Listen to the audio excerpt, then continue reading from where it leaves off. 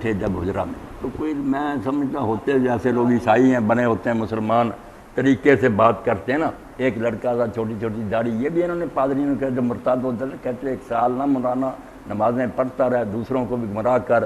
تو ایک داڑھی منڈا تھا. اب انہوں نے سوال کیا کہ حکمت کی چیزیں سیکھنے کے لیے بائبل کا پڑھنا وغیرہ. میں سمجھا، میں نے کہا یار بات یہ ہے کہ ہدایت کے لیے تو قرآن و سنت کے بعد ہمیں کسی چیز کی ضرورت نہیں. ہاں، سورج کے ہوتے ہوئے کیا روشنی ہم ڈھونڈیں، کون سی حکمت نہیں قرآن و سنت.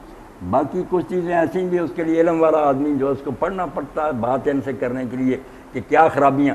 وہاں پھر یہ انہوں نے سب ریکارڈ کیا. میں نے کہا یار سچی بات ہے، اگر آپ لوگ ایمان سے فیصلہ کریں، اگر آپ قرآن زمین پر نہ ہو اور محمد رسول اللہ صلی اللہ علیہ وسلم نہ ہو، آپ کسی شخص کو نبی ثابت کر دیں میری ناک کاٹ دو.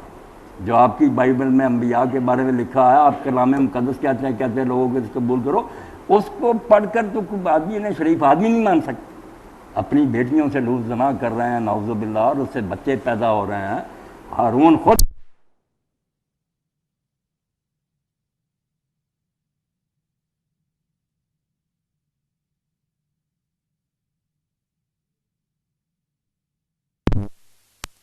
گائے اللہ کے رسول کا احسان ماننے کے کہ تمہارے نبی بھی انہوں نے بچائے، ان کی عصمت اور عزت کی حفاظت کی ہے کہ انہوں نے یہ کفر نہیں کیا.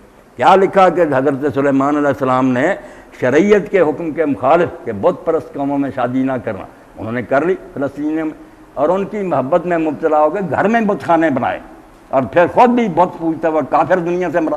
یہ لیے پھرتے ہو پیغمبر. داؤد علیہ السلام جو کسی کی بیوی دیکھ کر اس کو بلا کر زنا کرتے ہیں، پھر چھپانے کے لیے خاوند کو قتل کراتے ہیں، حاملہ اور زنا کی حالت میں گھر لیتے ہیں. اور قرآن کا احسان مانو، جس کے خاکے چھاپتے ہو اس کا احسان مانو کہ اس نے کہا کل من الصالحین، وہ میرے سب بھائی نیک تھے، انہوں نے کوئی جرم نہیں کیے. تم تو منہ دکھانے کے قابل. کوئی بچی پڑھ لے کہ اپنے باپ کو اس طرح شراب پڑا کر اس سے حاملہ ہونا جیسے لوط کی بیوی، کیا بنے گا پھر. دیکھ رہے ہیں وہ 5-7 منٹ کی انہوں نے بچوں نے مانا کہ مولانا آج تو آپ نے کمال کمائی. اللہ کے رسول کا احسان ماننے کی بجائے کہ آپ نے صرف اپنی نہیں اپنے پچھلے ساتھیوں کی بھی عزتیں بچائیں کہ وہ کب یہ جرائم کر سکتے تھے. اگر یہ کرتے تھے وہ حادی تھے، وہ تو پھر نعوذ باللہ بدماش تھے. تو ایسی جھوٹی باتوں کی تبلیغ کر کے لوگوں کو گمراہ کرتے ہیں. بچے وہی جیسے چوتائی صاحب معاشی طور پر ہیں، مخلوق غریب ہیں، وہ پھنس جاتے ہیں، مسئلوں کا تو بہانہ ہوتا ہے.